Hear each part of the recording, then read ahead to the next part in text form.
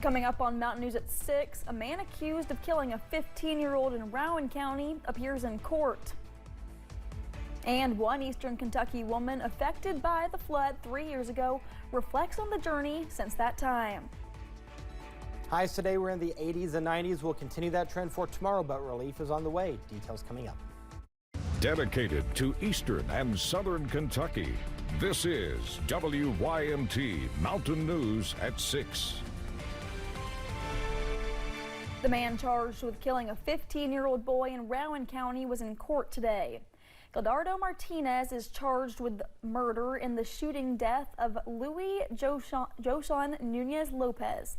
Police say he was the son of Martinez's girlfriend.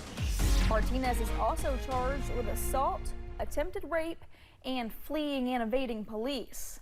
We break down the police officer's testimony in our top story.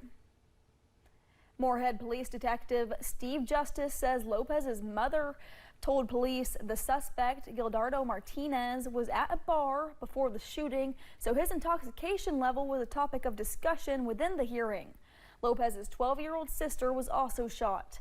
Justice says the evidence shows she may have been shot while she was in her bedroom after Martinez shot Lopez.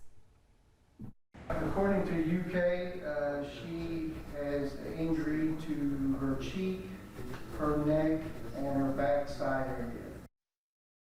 Detective Justice shared Lopez's 12-year-old sister is still in the hospital for her injuries. This case will be moving forward to a grand jury. One Lecher County man was arrested after he was found with a large amount of suspected meth with a child in his presence.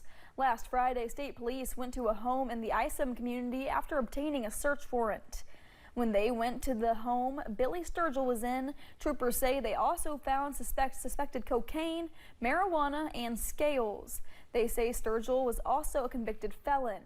He was taken to the Lecher County Jail. One Johnson County woman was sentenced to nearly 5 years in prison in a federal drug case. Tiffany Blampton pleaded guilty to possessing with the intent to distribute a mixture or substance containing a detectable amount of meth earlier this year. She was arrested last August when police found nearly 87 grams of actual methamphetamine inside a vehicle she occupied.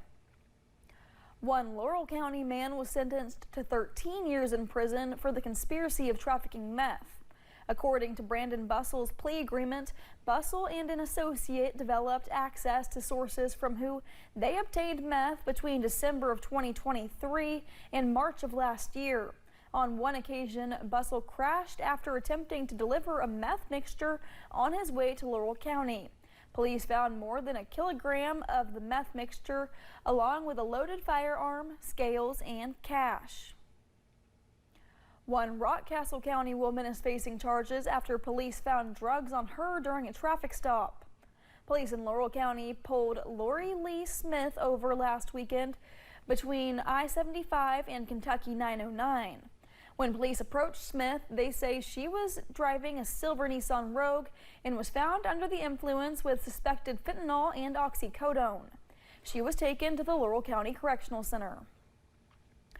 Members with the Somerset Fire Department responded to a crash earlier today. The vehicle crash happened near Pump House Road and Beverly Drive.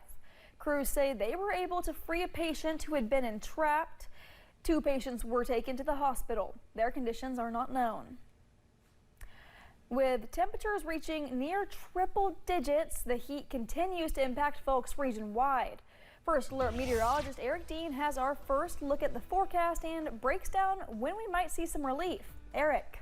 Well, the relief will start to come as we go into the second half of the work week into the weekend, but we've got to get past the next couple days first. Right now, near Louisa in Lawrence County, we're at 86, feels like 93 degrees out there. Temperatures right now in the upper 80s, even mid 80s. 88 Somerset, 86 Monticello, 86 Williamsburg, 88 in Manchester, 86 in Harlan, 84 is the current temperature in Whitesburg. But again, you factor in that dew point.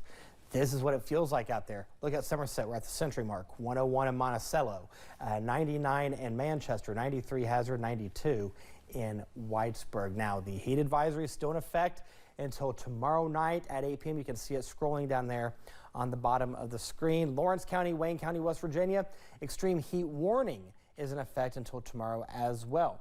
So here's a look at your planner for the next several hours. 7 o'clock, we'll see sunny skies will stay mainly clear as we go throughout the overnight hours. We'll start your Wednesday off,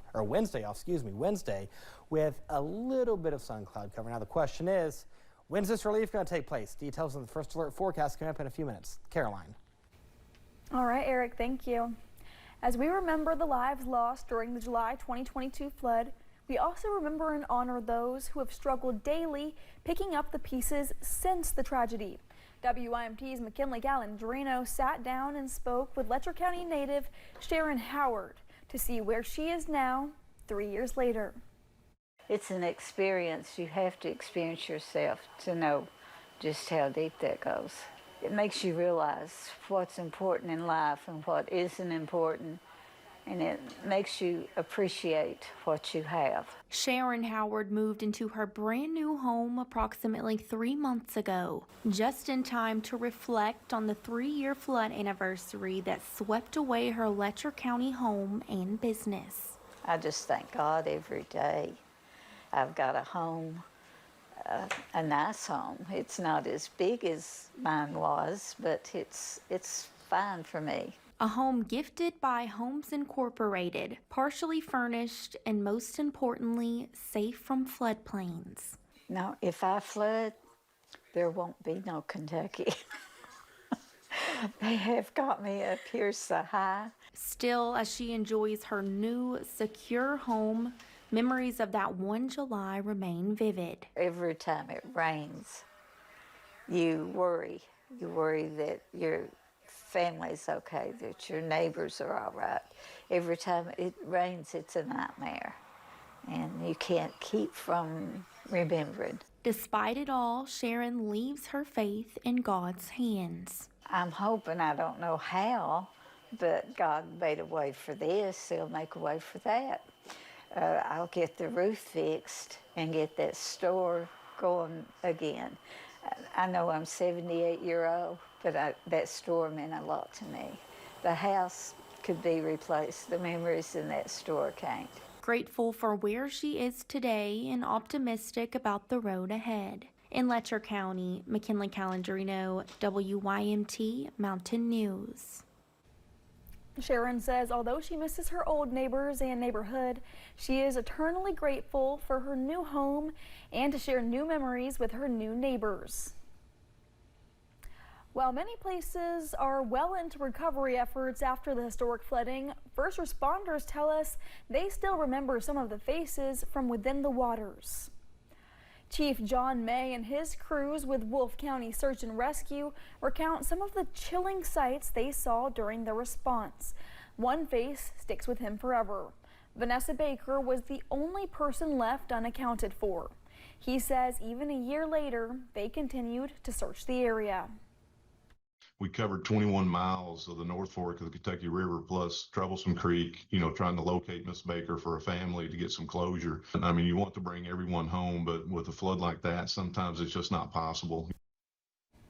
Following that historic and deadly flooding, Governor Andy Beshear established the Eastern Kentucky Flood Relief Fund to support victims.